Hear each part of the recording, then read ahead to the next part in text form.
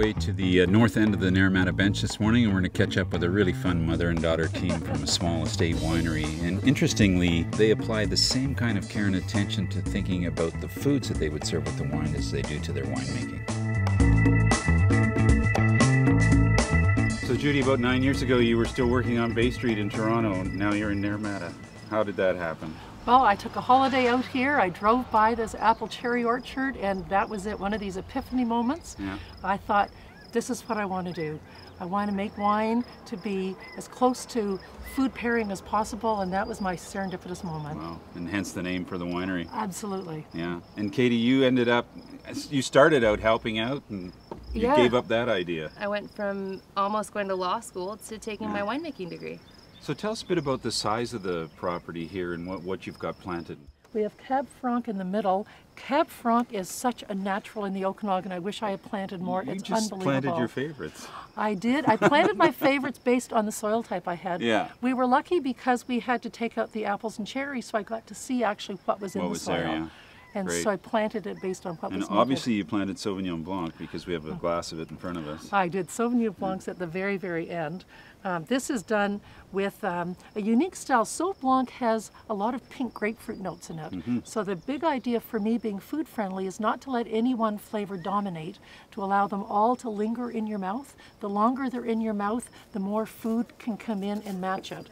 Well, Craig, Judy left Bay Street and you left Granville Island I for did. the Naramata Bench. Are you enjoying working here now in the vineyards? Love it. Yeah. Wouldn't trade it for the world.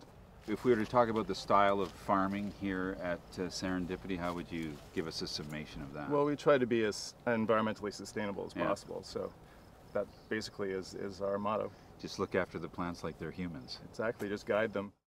Katie, Craig was talking about minimal inputs in the vineyard, sustainability. You've got a biology degree and you're big on biodiversity. I'm a really passionate advocate of not using any pesticides and having a very minimal impact. Yeah. And so we've actually got some crazy stories. You should tell them about the cutworm. Oh, you're going to love this one. Cutworms, it's one of the bugs that comes out. This one comes out in the springtime and gets into the buds. So they're only here for about 2 weeks. They come out at nighttime. And so people normally spray for them. We decided we didn't want to spray, so I had to get a little miner's light, came out at nighttime. You went for the physical kill? I did. About 500 a night for 2 weeks, but it did the job. Yeah. When the next bugs came, because I didn't spray for them, we had an even balance of everything here, so we never had to spray. And what did your neighbors think? They first thought, who's this crazy female lawyer from Toronto? What's she doing? But it worked. Well, Judy, you never quite left the lawyer part behind, so you've come up with a red blend with an interesting name. Tell us about this wine. Well, devil's advocate because of my legal background. Yeah. Oh, and every wine has a quote, and this one is, if 2 wrongs don't make a right, try 3. Well, Judy, Devil's Advocate is a blend that you keep here in the cellar for about 2 years.